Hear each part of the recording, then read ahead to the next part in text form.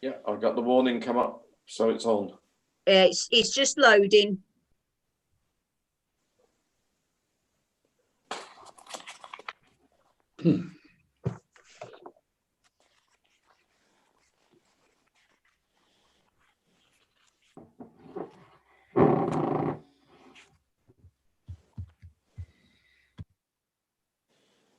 Right, we appear to have started, Chair. Thank you very much. It's 10 o'clock. Good morning, everybody. Our members, welcome to this morning's meeting of the Licensing and Regulatory Committee, Waverley Borough Council. First item on the agenda are the minutes of the meeting held on the 30th of July 2020. Are they agreed? Agreed. Everybody could wave that they're agreed. Yeah, thank you very much. I think that's agreed, Kimberly. Yeah. Thank you. Are there any apologies for absence or substitutions? We have apologies from... Apologies, I'm just trying to sort the YouTube out, Chair. All right, okay. Right. I have apologies from Councillor Ellis and Councillor Martin, and Councillor Isherwood is substituting. Right, jolly good. Thank you very much.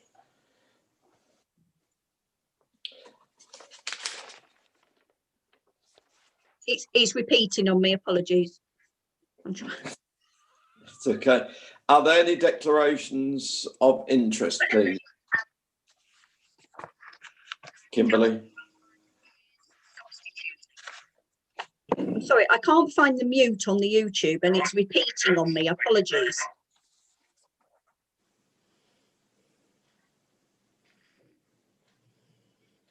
There it is. That's it. Right, I've done it. Thank you. Are there any declarations of interest, please? No declarations of interest, Chairman. Colleagues, are there anybody that wishes to make a declaration at all now? No, I think that's a no. Item number 4, questions from members of the public. Are there any, Kimberly? None received, Chairman. Thank you. 5, questions from members. None received, Chairman. Number 6 is to receive any action taken by the Executive Director in consultation with the Chairman or Vice Chairman since the last meeting. There's nothing listed, Kimberly. Is there anything? Nothing I'm aware of, Chairman. No, there have been a couple of decisions that I have made, which aren't listed, but I have made on the street, the tables and chairs on the footpath where we've refused. Yeah. But they are delegated matters to the head of service and myself, and there's been a couple either we've amended or refused, but they haven't been listed, but that has happened. Thank you. Item number 7 then is the Hackney Carriage and Private Hire Policy Review, changes to legislation. And I'm going to ask Mr. Paul Hughes to introduce the item and explain it to members. Mr. Hughes. Thank you, Chairman.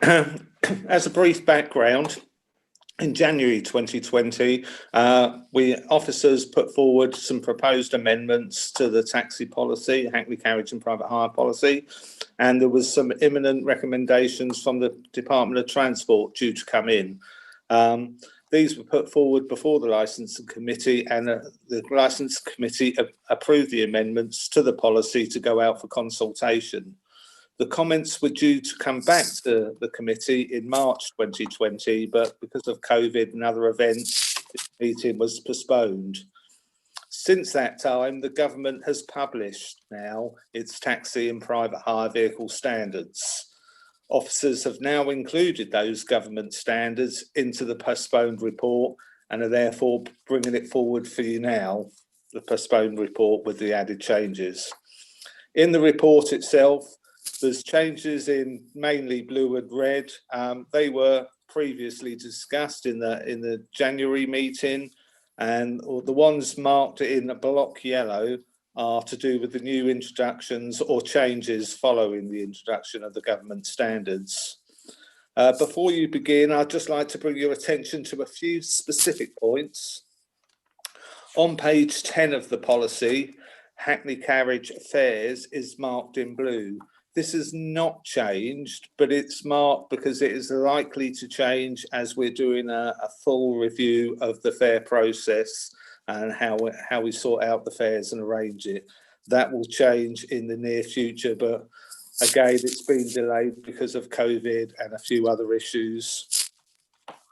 On page 21 of the policy, it talks about insurance write-offs. And this was something you previously looked at, but the date on there was the 1st of April 2020, which obviously is in the past.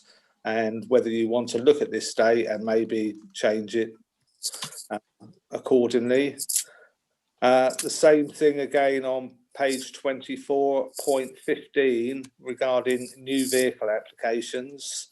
Again, the date is in the past because of the delay, and again suggests that you change this date.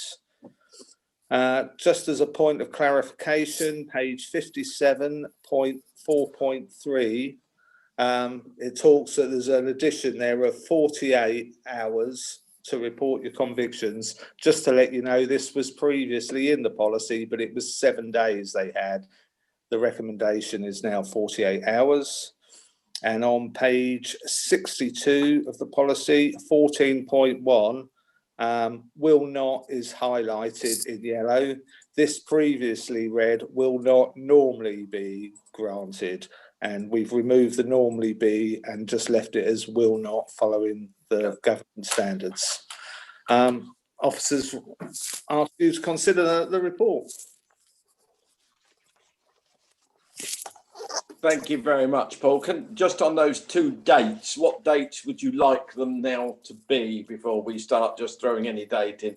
Have you got a proposal for those to replace those dates? Again, it was because it was, well, a bit earlier in the year. So it was January last year and we were looking for April. So my suggestion would be it's just been delayed. So it would be this coming April 2021 for both. Thank you. That's helpful. So to 2021. Thank you very much, colleagues. We have picked up a few grammatical or typos and where it leaps into different places, like on page 41. There's 27 of the report, but 41 the agenda. It starts halfway down the page. We have noted those things. The deputy chairman and myself been through those with officers, so hopefully we have covered the mistake. So anyone now wishing to address some of the main issues, and as Mr. Hughes has said, those in blue and red, but there's no significance in the blue and red. It's just that's the colour it was on the day, apparently, have already been agreed by the committee, but those that is blocked in yellow are the changes brought about by the government's requirements. So open now to members for any comment, please.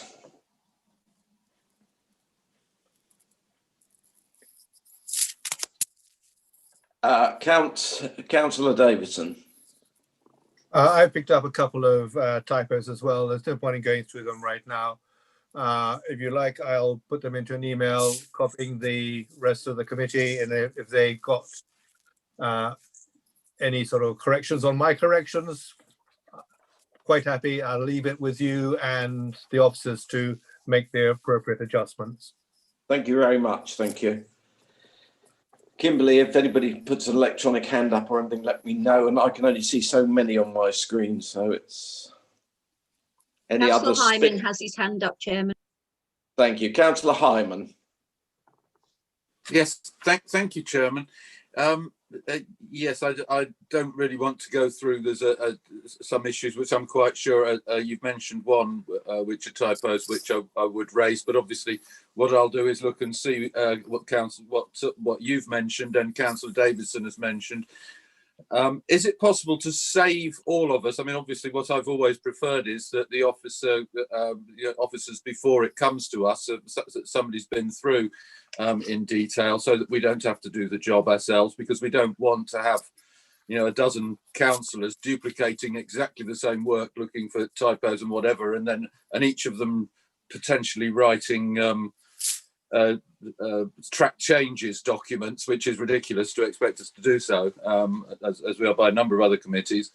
So if there are typos that are picked up, that you've already picked up, if you could let us know what they are, so that we don't duplicate that effort, that would be very handy. And then if there's anything extra we see, then we'll let you know of that. But that's by the by, really. My issues here, firstly, page 25, which is page 11 of the report. If I can turn to it myself. In respect of Hackney carriage stands, you're with me there, Chairman, on page 11? Yes, item 8 on page 11. Thank you, Chairman. Yes, there is I am told by taxi drivers that we have a difficult issue here, because the ranks, for instance, in Farnham being the largest town, the ranks in Farnham, for instance, in Castle Street, are, because of our policy that we have, unlike other areas which have got a main town, where we've got a number of towns, what we do get is that taxi drivers from Godalming and Hazelmere and even Cranley can come over to Farnham and use those ranks, but without any real knowledge at all of the Farnham area. And they are, when they're picking up passengers, saying to them, "Oh, I'm sorry, I don't know that. You're going to have to give me a postcode that I'm going to," and making them think our service look bad.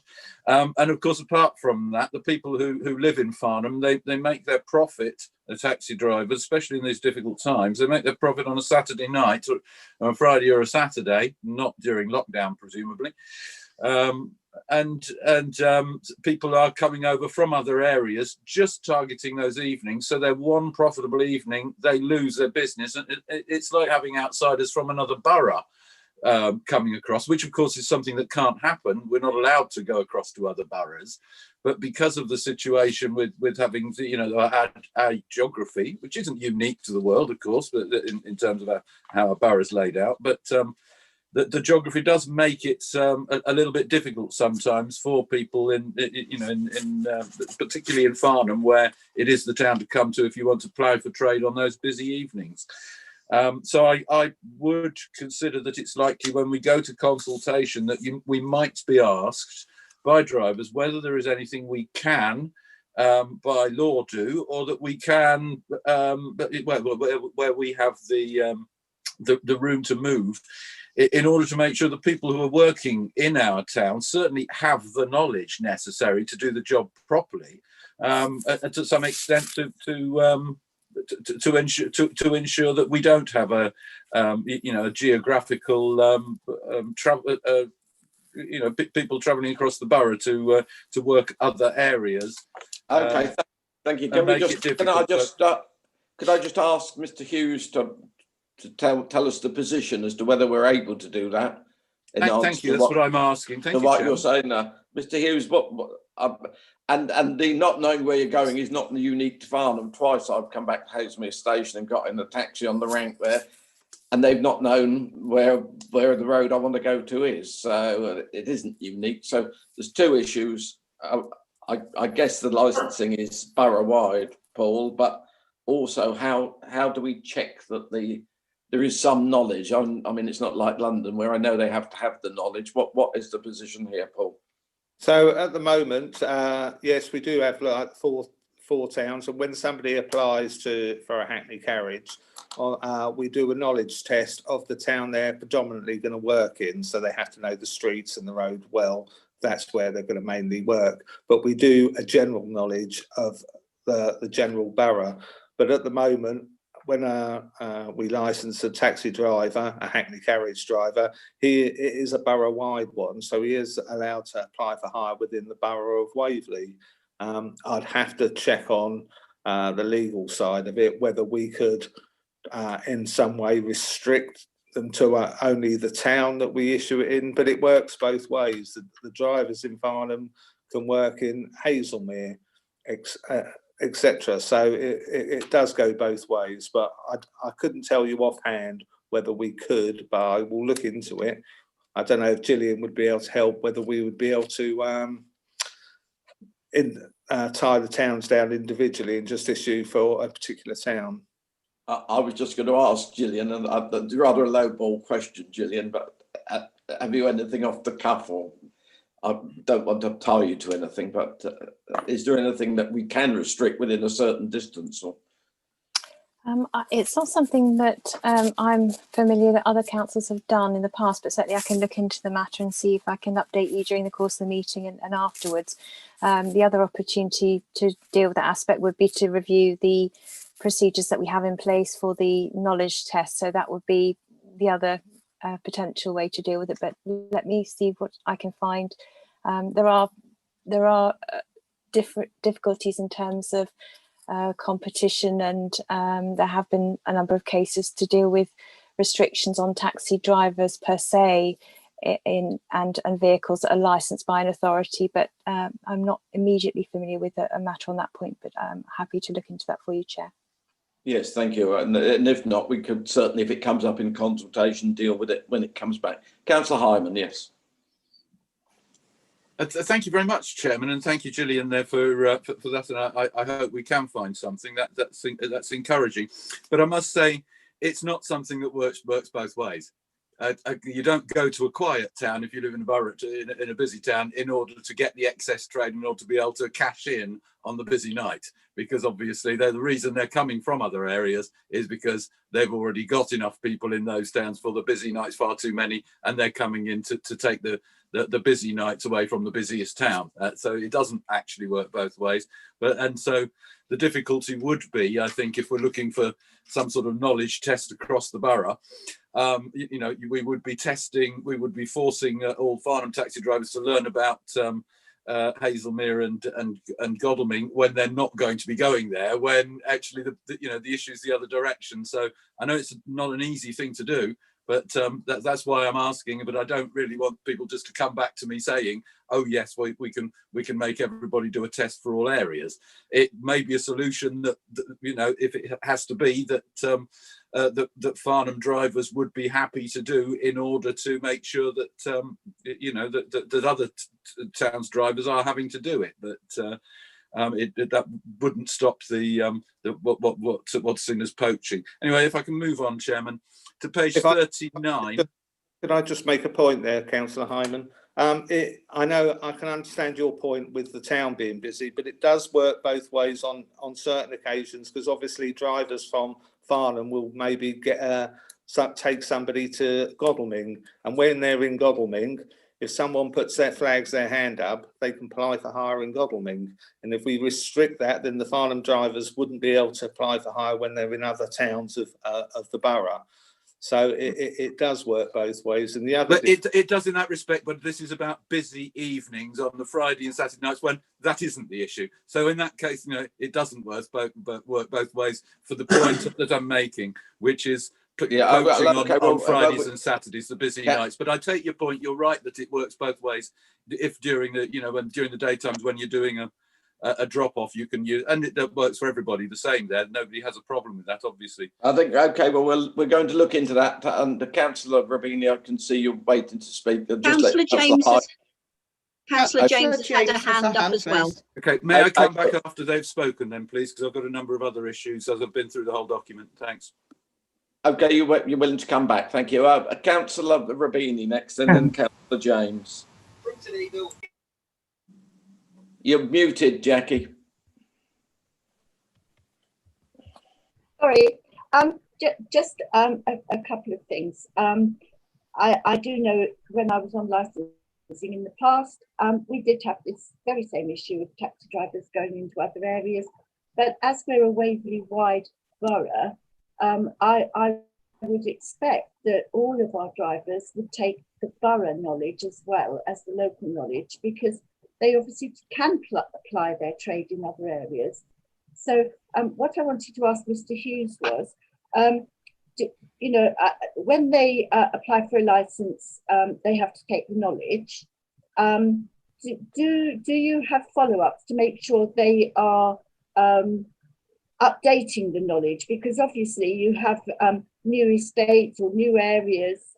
So do they have to do an update on the knowledge? And if they don't, maybe that's something we should look at. Thank you. No, we don't have any updates. We don't require them to do updates. Once they're classed as fit and proper, they're fit and proper, unless we felt there was a need for some further knowledge that they needed. Thank you for that. But as Councillor Knowles has said, there are some taxi drivers that don't know the area and have to ask the driver to tell them where to go. So obviously some of them have either forgotten the knowledge or they didn't take it in the first place. Again, if we're made aware of a particular issue with the driver's knowledge, then we would pull him in and speak to him about it and do a further if we knew of an individual. So we do encourage people to let us know that if there's an issue, but we ask them a certain amount of things. There will be some roads, but the more they do it, the more experience they get, and generally their knowledge gets better by doing the job. Thank you. Councillor James. Thank you, Chairman. Paul Hughes has answered most of it, but I'd just like to point out to Councillor Hyman that the way you're going to go is that people are going to have pay for a return trip. If I'm coming from Cranley to go to Farnham for my evening out, and that Cranley taxi can't sit on a rank to get a fare to get back to Cranley, I'm going to have to pay for a return trip. It's not going to work. It's borough wide, and I think you've gone off. I'm back. Thank you, Chairman. Yeah, we lost some of that after it's borough wide. Your sound went, at least it did to me. It's borough wide. I think we've got the flow. Anybody else with a hand up before I go back to Councillor Hyman, please, Kimberly? No hands up, Chair. Councillor Hyman. Thank you, Chairman. Yes, I'm sorry if Councillor Jones didn't hear the what I'd said earlier, but I think she's missed the point completely there. This is not a matter of driving backwards and forwards and only having half. This is people going across for the evening, not in order because they're driving someone to a town, but going across and sitting in that town for the evening because that's the busy evening in Farnham, and there isn't so much business in the smaller towns. So, you know, she's missed the point there that's being made, and you know, I think we actually do need to listen to the points that are being made when the taxi drivers tell us them, and I hope we're going to do so in the consultation rather than just assume we know better. On page 25, which is page 39 of the committee reports, under livery, there is I'm wondering whether this is going to cause a problem and how many resprays are going to need to be, and you know, how much do we have a problem with any of our taxis being the same colour as the Hackney Carriages from another, whatever it is, the colours of vehicles in adjacent boroughs? Have we looked into this? Have we any idea whether it will be a problem? So that's a question. The issue of tinted windows I've spoken on before, even though when I wasn't a member of the committee, I'm quite sure some time ago. The problem with the colour of tinted windows, this appears on page 28, under paragraph 26, I think it is, and then on page 49 of the committee papers, I think it, no, page 57, page 61 of the papers, and again somewhere else in the document, if I remember correctly, it's there in numerous places. Tinted windows. The problem I know taxi drivers have said to me is that when you buy a car, the manufacturer won't tell you what the tinting is. You don't know how many percentage the light goes through. And if we're causing a problem for the drivers that they're not able to know when they're buying a car, whether or not it meets the standard, you know, how can we force drivers to tell us something that they don't know or can't know? Are we being reasonable in that respect? Now, this may have evolved. Maybe we do now.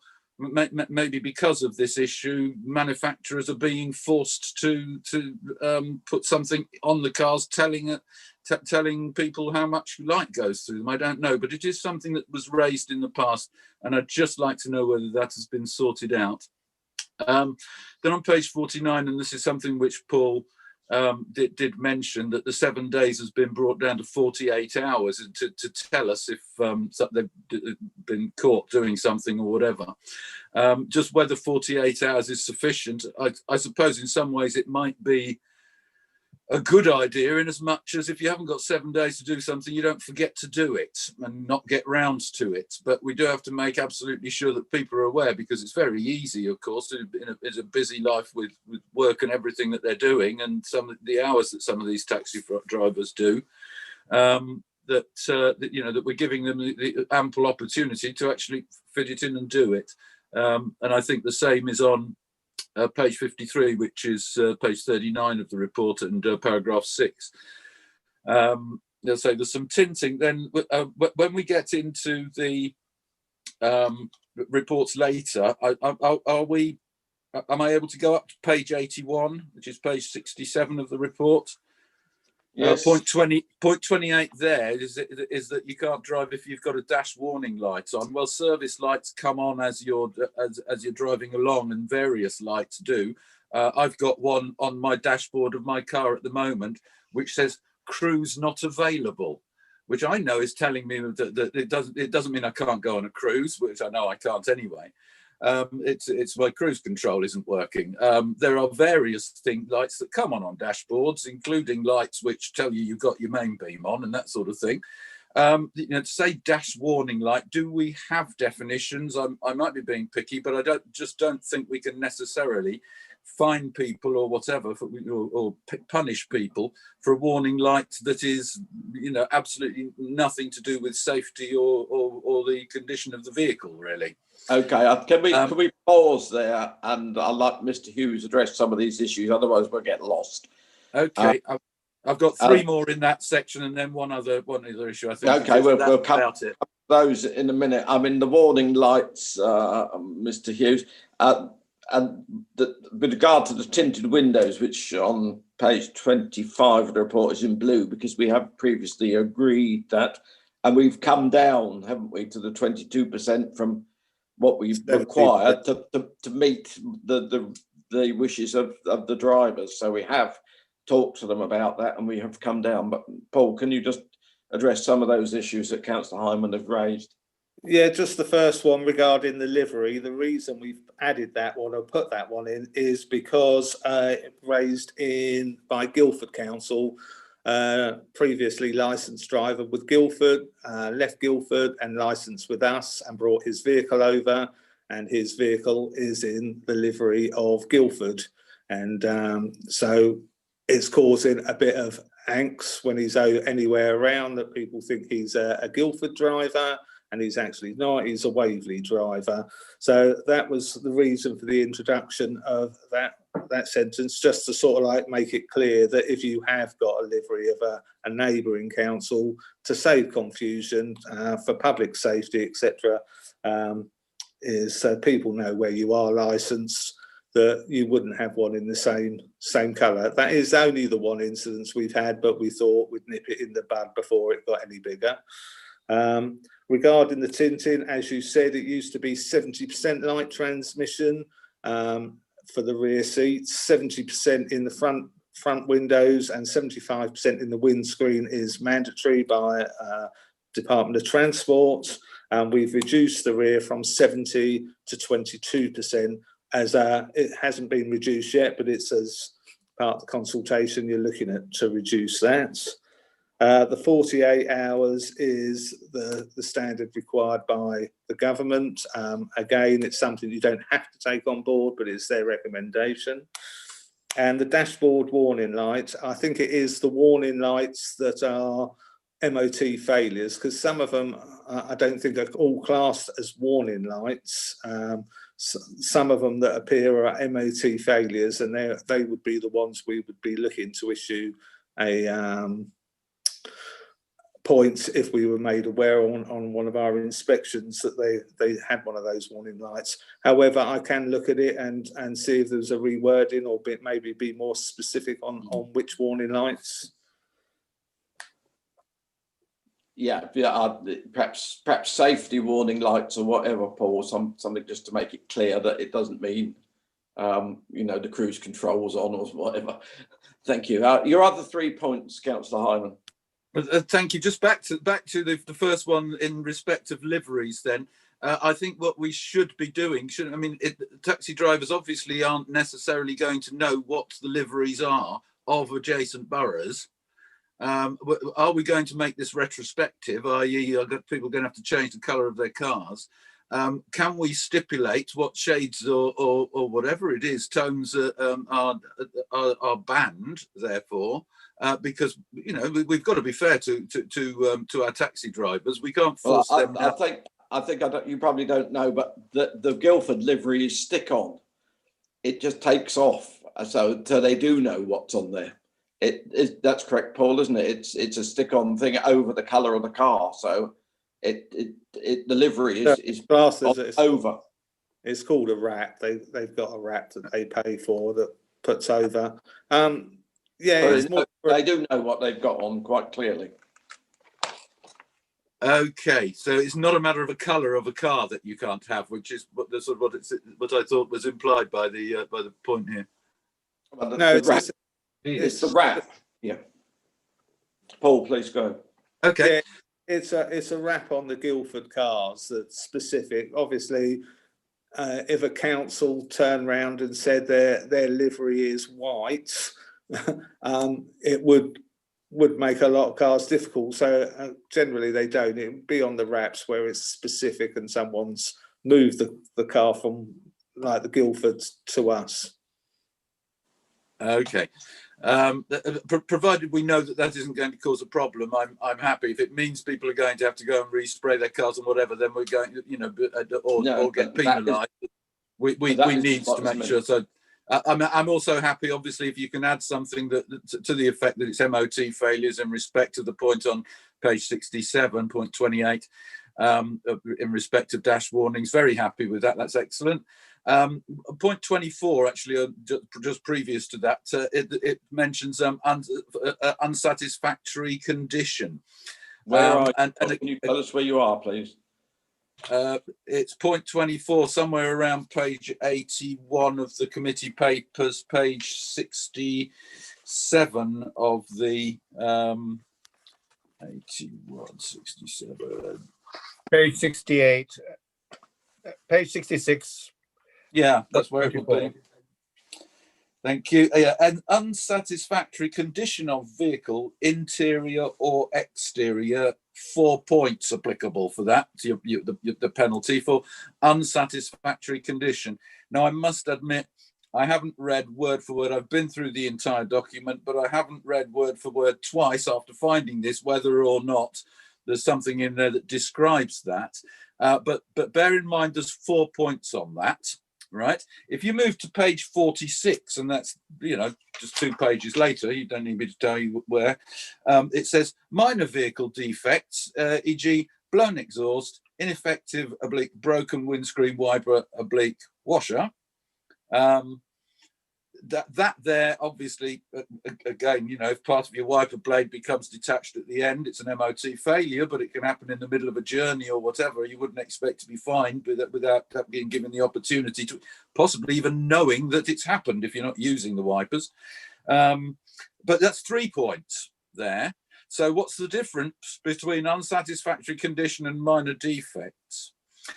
Because one's 4 points and one's 3 points, and so I think we might need some definition on those. I would be unhappy to just reading it, taking it at face value to assume not knowing whether something's satisfactory or unsatisfactory. And then on point 47, which I won't read out to you, but you can read it yourself.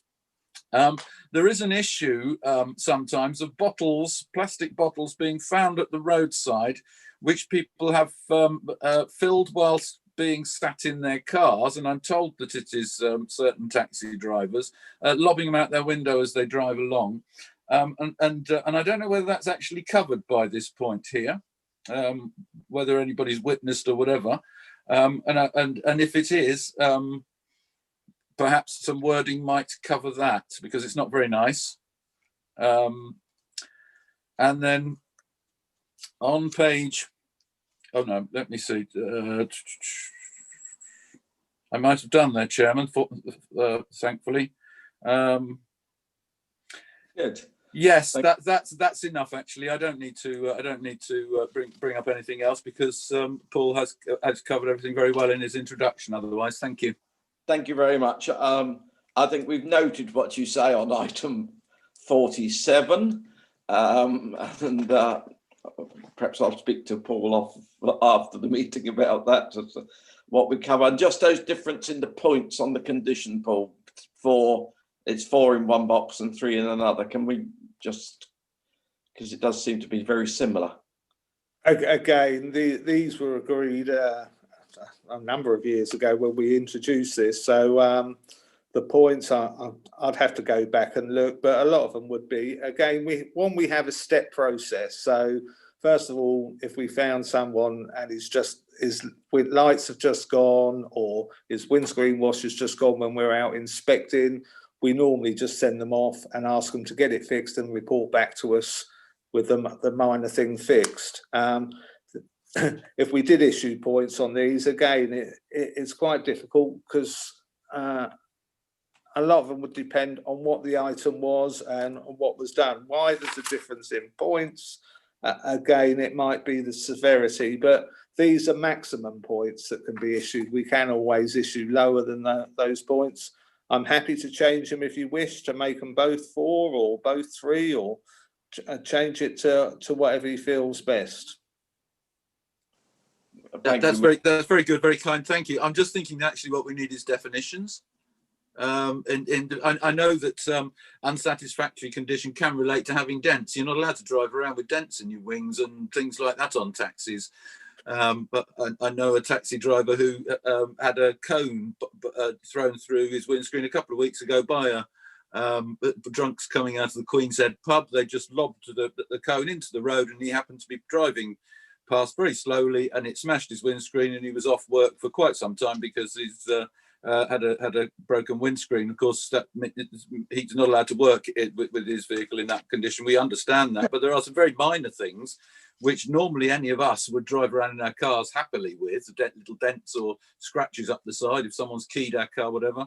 But they can't, as taxi drivers, use it in those conditions. And I think we have to be fair and let them know what it is. That's all I'm saying. And I don't know whether we've got some definitions which make it clear to them, because really you can't put points on people if they don't know that what they're doing is wrong. We do have to set it out. Thank you, Chairman. Thank you, Councillor Hyman. It would be sensible, I think, Paul, to make those points the same, whether it's 3 or 4. Then I'll discuss that with you. And okay. Just regarding the things like dents and that, sometimes like a dent on its own, one dent on its own won't be an issue, but 2 of the dents or 3 of those same dents, different places of the car, may be an issue, because the amount they've got and the whole appearance of the car could be tears in seats. It could be a number of things. So each one's assessed on its merits, and generally we wouldn't just issue points on one of these. It would normally be something like a warning first. It's either we've gone out and seen it and we've warned them, or it's after the MOT inspection and they've pointed it out and it's been an advisory to get it fixed and they haven't got it fixed, and then we'd issue points from there. thank you. Councillor Reed, Councillor Goodrich, and then Councillor Robini, Chairman. Good. Councillor Reed.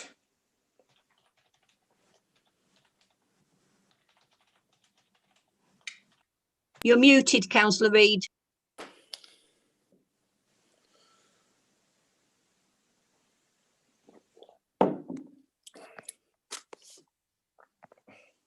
Ruth, you're still muted. I can take the mute off. There, you're on. We still can't hear you, Councillor Reed. No, your microphone's not working.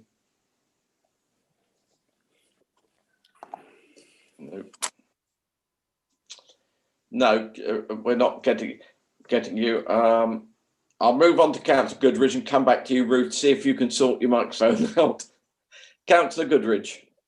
Thank you, Chairman. Very briefly, we've just got to remember that we're going to consultation, so all the issues that Councillor Hyman is raising, of course, could be raised in the consultation period.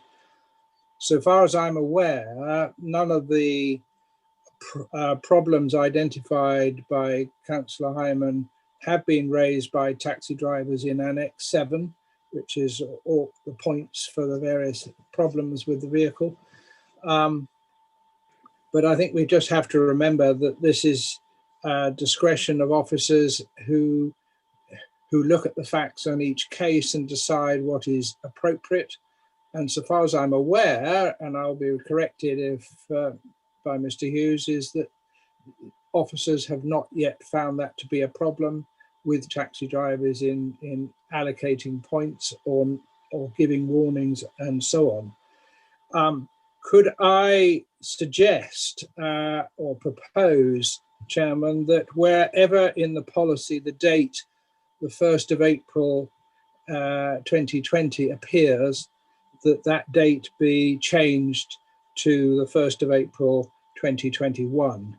It appears in more than 2 places, so I think just a resolution to say wherever it appears, it be changed by 1 year from 2020 to 2021 would be the right way of doing it, and then officers can go through the policy and make all the necessary amendments where applying. Thank you, Chairman. Thank you very much. That's very useful. Councillor Rabini. Thank you, Chairman. Well, I do support what Councillor Goodrich has just said, but I also think that, you know, these points, as Paul Hughes has pointed out, they are the most they can get, but they're experienced officers, and as he said, if they feel they won't give them the maximum points, they can give less or a warning.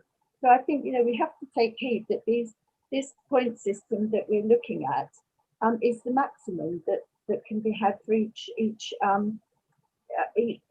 area. So I'm happy that they'll stay as they are. I don't see a need to change them. Thank you very much. I'll come back, Ruth, in a second. Paul's got his hand up. He probably wants to come in on some of these, and I'll come back to you. Paul. Yeah, just to follow up on the points, Chairman, it's just to say that these are for the minor side of things. Anything bigger we take to committee, but these are also appealable. They get 28 days to 28 days to appeal once we've given them, and our head of service will look at the points. So there is an appeal process for any of these points that we issue. Thank you very much. Now we go to Cranley again, see if we can hear Ruth. Councillor Reed. No. No. No. Oh dear. Chairman, Gillian's got an answer regarding the zones. Okay. Chairman, Gillian, may I? Gillian, sorry. Thank you very much for the time, Chairman. Just coming back on the point made by Councillor Hyman and the inquiry whether it is possible to have zones, if you like, to separate the different areas within Waverley. It's my understanding that once a Hackney licence has been granted, they can ply or stand for hire throughout the area of the district. There had been a case actually not too far away from ourselves with Reigate, where they issued a licence with conditions preventing use of certain ranks within the district, but that was later removed. The leading case on the matter is the case of R on the application of Maud and Castle Point Borough Council. That was a proposal to delimit carriage numbers, and it was argued that any new licences should have a condition attached to them preventing use at a particularly popular Hackney carriage rank, and the decision in that case was that a local authority can't restrict where a Hackney can work within the district. And there are examples in a similar way to the ranks which are situated on the railway areas of Waverley, one at Farnham and elsewhere in the district. In relation to those, there is also similar provision, for example, at the ports in Southampton, whereby permits certain drivers in a similar way to the railway stations can have a license to operate there, but that's quite a separate issue. So I think effectively this falls outside of the scope of powers which are granted by Parliament, and I can send a detailed note if that would assist Councillor Hyman on that point. And if I may just come back very briefly on two of the matters he raised, if it assists, from my recollections in relation to the window tinting previously, most of the providers of vehicles do, it's perhaps very much in the small print, give information on the tints, but there is also the offer by the local garage to borrow equipment so that a test can be used using the light meter that they use for testing. And separately, if I may very briefly come back on the point of the bottles that were being disposed of in the countryside, at number 47 of the penalty point scheme, there is a matter for urinating or defecating in a public place. And obviously disposing of items from the window would be viewed separately under provisions of littering and environmental protection legislation. I don't know if that assists, Chair.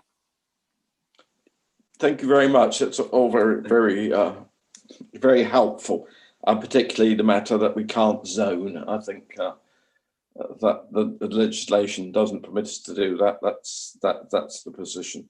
Now I'm going to try and go back to Cranley again, and if not, perhaps we can get to Councillor Reed on the telephone. But we'll try again, Ruth. I'll see if we can hear you. No, we can't. Could you give her the phone number in case she's listening, please? Perhaps. Can you message her, Kimberly, or ring her or whatever? And we'll try. I'm just doing that now. Right. Okay. There is a requirement that we hear and be heard, and she does need to be able to. Okay, Councillor. Yeah, I'm just doing it now, Councillor Hyman. Thank you very much.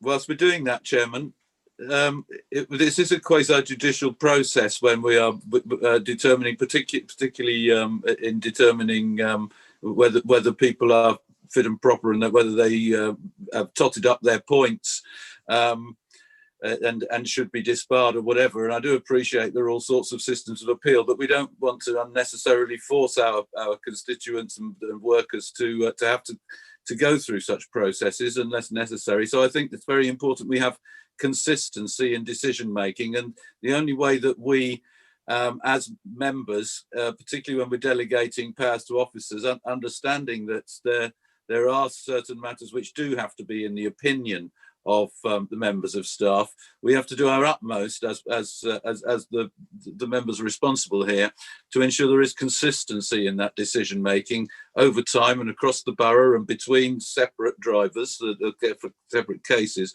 And I think that it is important that we do define things where it is obviously going to be necessary, particularly like between 24 and 26.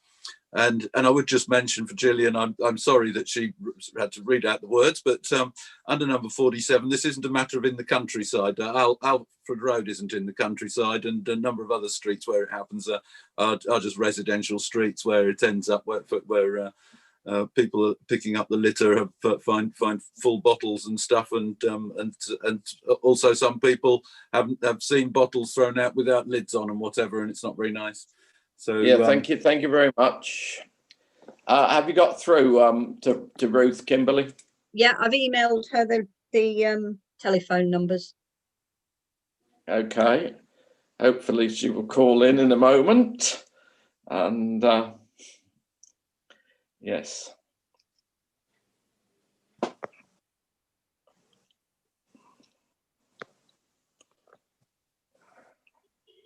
Well, while we're waiting, Chairman.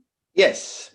Just to say, I'm going right back to the beginning of the meeting a little bit here. I have done the amendments that were identified on the grammar, formatting, spelling, etc.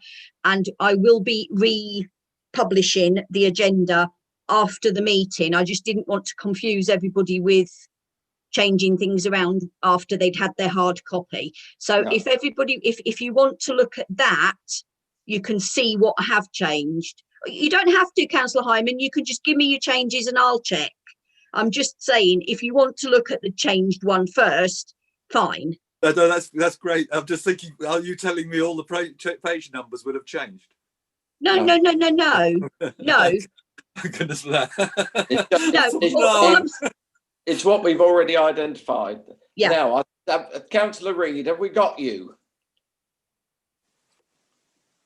Doesn't look like it, Chair.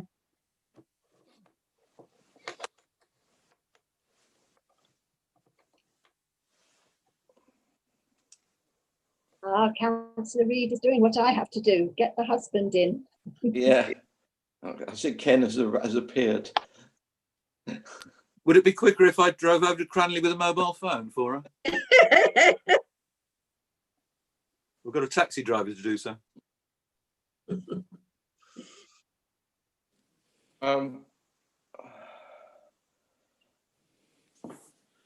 Kimberly, you've given Councillor Reed the phone-in number.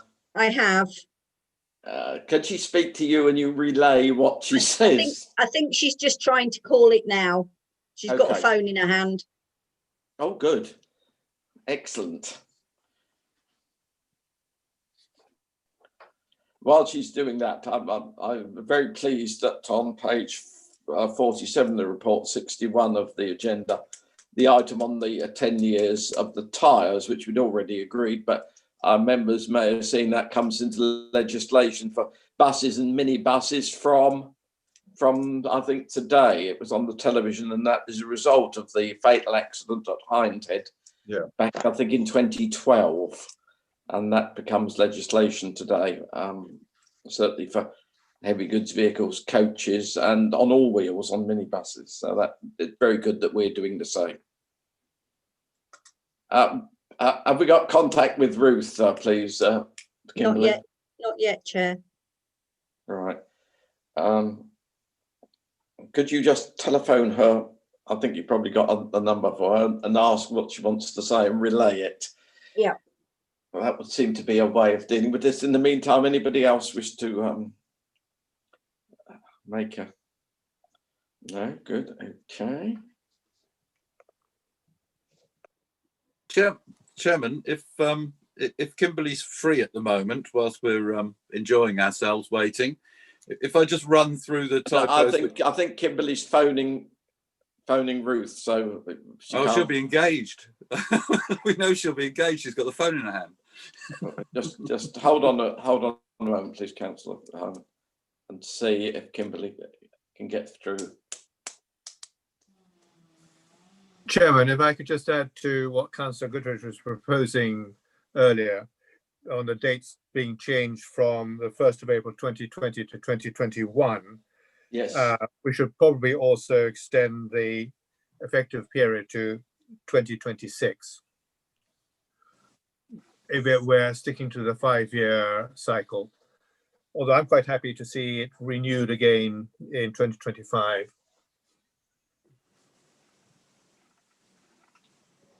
You're muted now. Yes, thank you very much. That is quite sensible. Hello, Ruth. Yeah. Right. That's okay.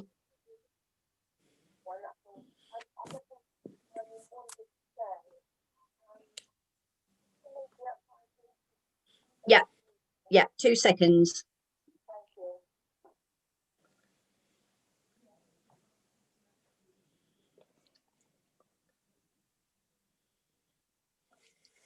Okay, speak now. That's not working either. Not, is it? Can we hear you? Can you hear her? No. No. She needs to tell you, and you're going to have to repeat it. Yeah. Please. No, it's not coming out loud enough on the phone. Chairman, could Ruth type in her question on chat so that we can see it? I have suggested that. Sorry, Kimberly. Right. Whilst we're waiting for that, Paul, just on the suggestion of of changing the period of the document by adding a year on the end because we're late starting. Is that possible? Yeah, we can put that on. I can change that now for consultation. Yeah, 2021 to 2026. Is that agreed, members? Agreed. I'd happily second it if necessary. Or both. Thank you. That's proposed. Second, and that agreed. Agreed. Thank you. That Kimberly is. Can I propose that we get some more pigeons in again over at the Burries? We need something with the IT, I can tell you. But,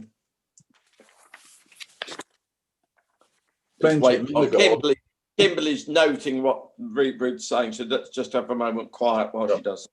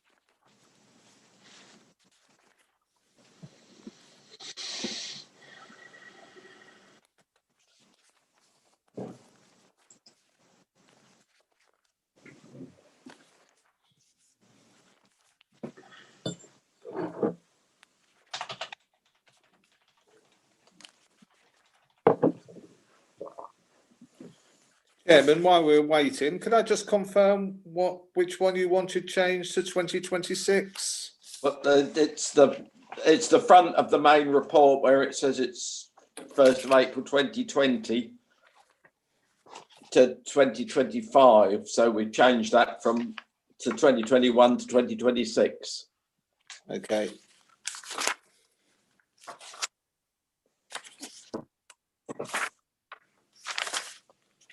So we're changing everything. What we've agreed is to change everything. We'll put that, Kimberly, make sure Kimberly gets that in the recommendations. We've agreed to change everything to April 2021. 2021, yeah. And the main report will now say 1st of April 2021 to 2026 and not 2025.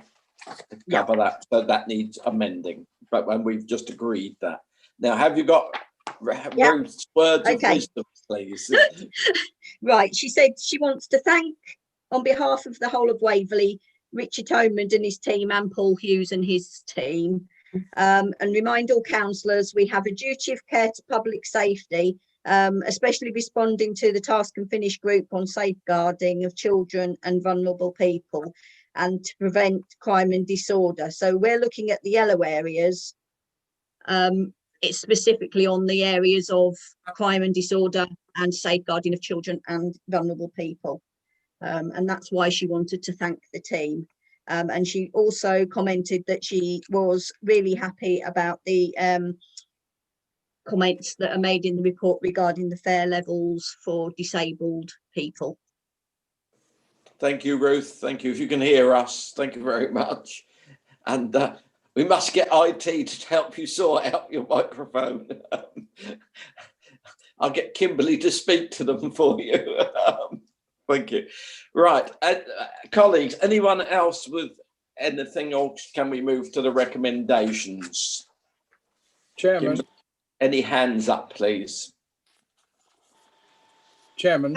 Councillor Goodrich. Councillor Goodrich. While we're dealing with dates, I see on page 24 of the policy, page 38 of our papers, we've got two other dates there.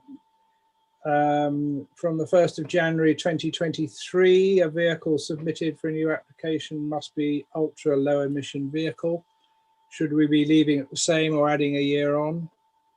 And the last sentence there, as from the 1st of January 2030, all vehicles will be ultra low emission. Should we leave that and see what comes back on the consultation? It's just that we need to be conscious of these dates are there. I suggest we leave them be, but then see what comes back in the consultation, because there's sure to be drivers who will want to push those dates back a bit. Yes, thank you. Well, that is in blue, that because we have already agreed it, but exactly. But we yes, so we didn't anticipate COVID at the time. Yes, exactly. But of course that April 2020 will change to April 2021. But otherwise, yes. Councillor Davidson. A good point from Councillor Goodrich. I think we ought to really leave those dates there because they're in line with our council's commitment to try and reduce pollution in the environment as part of our climate change emergency strategy. Thank you. Thank you. We'll see what comes back on the first date, the 2023, in the consultation, because of course we were giving them 3 years, and now of course that's chopped to 2. I think the 2030, that's fine. Let's see what comes back in the consultation, but let's leave it there for now, if everybody's happy with that. Okay, thank you. And any other speakers, Kimberly, please? Any other hands up electronically or otherwise? None that I can see, Chair. In that case, I should move to the recommendation. It's item number 7 of the agenda, which recommends that we consider the policy and agrees with or without amendment. Well, we've made some amendments. We have agreed to changing all those April dates to 2021, and also the period of the report, so it's 2021 to 2026. We have already agreed that.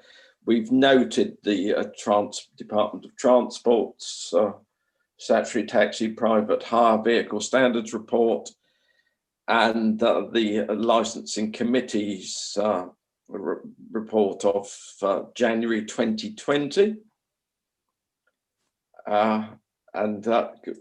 We're asking that we approve the officer recommendation on the statutory taxi and private hire vehicle standards report as outlined in the annex. A number of minor administrative changes and typographical corrections have been made, and that will all be circulated by Kimberly after the meeting, and we will delegate authority for minor administrative changes and typographical corrections, etc., to the head of environmental and regulatory services. Is that all agreed? Wave if Agreed. Thank you. Thank you very much. There is no need to exclude the press and public because that's not necessary. Any other legal advice you wish to give, Gillian? I don't think there is. I think we've had your advice. Nothing to add. Thank you, Chair. Thank you very much. In that case, members, that brings this meeting to a close.